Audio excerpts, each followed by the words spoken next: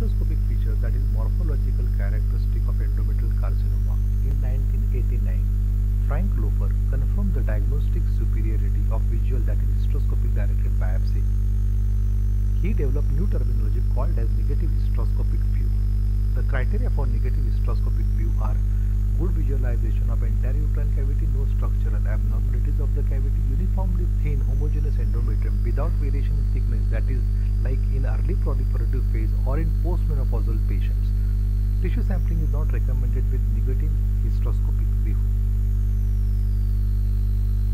Various hysteroscopic classification of endometrial carcinoma were suggested by different hysteroscopic surgeons: Sugimoto in 1995, Lofer in 1989, Valle and Zuppi in 1995, Garuti in 2001, Bjorlund in 2015, Aineri in 2016, Su et al. In 2016, De Francis in 2019.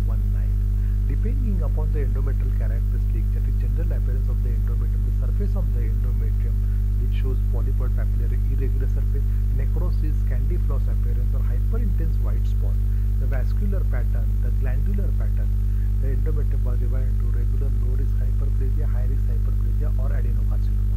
Direct visualization by hysteroscopy has a good accuracy for diagnosis of clear malignant lesion. Hysteroscopy directed biopsy improves the accuracy by diagnosing the lesions like endometrial polyp, focal hyperplasia and carcinoma as compared to blind curettage. These hysteroscopic patterns allow predicting the risk of endometrial cancer and avoid delay in diagnosis. A hysteroscopic cancer scoring system was devised which involves the surface of the endometrium, the presence of the candy floss and hyperintense spot or surface necrosis, and the vessel branching and division distribution pattern.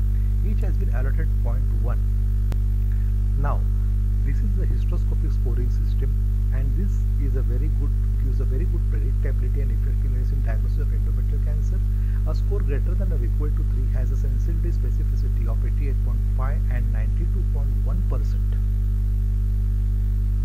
In this video, you can see some prominent features of endometrial carcinoma such as hyperintense white spot, surface necrosis, irregular branching and distribution of vessels, seaweed pattern, papillae with vessel or cerebroid pattern, which may be also called as glomerular pattern.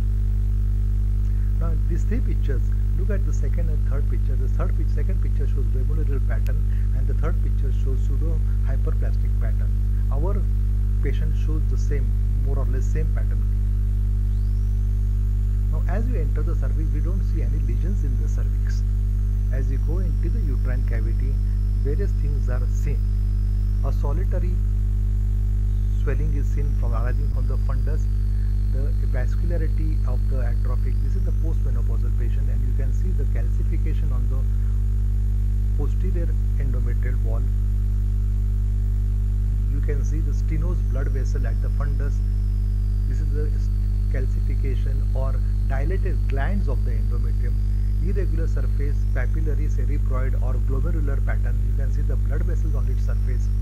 However, a biopsy is mandatory to confirm the diagnosis, the excision biopsy. As you come, the best time to see the cervix is when you come out of the uterine cavity and the cervix doesn't show any lesions. A biopsy was taken. Thank you very much for watching.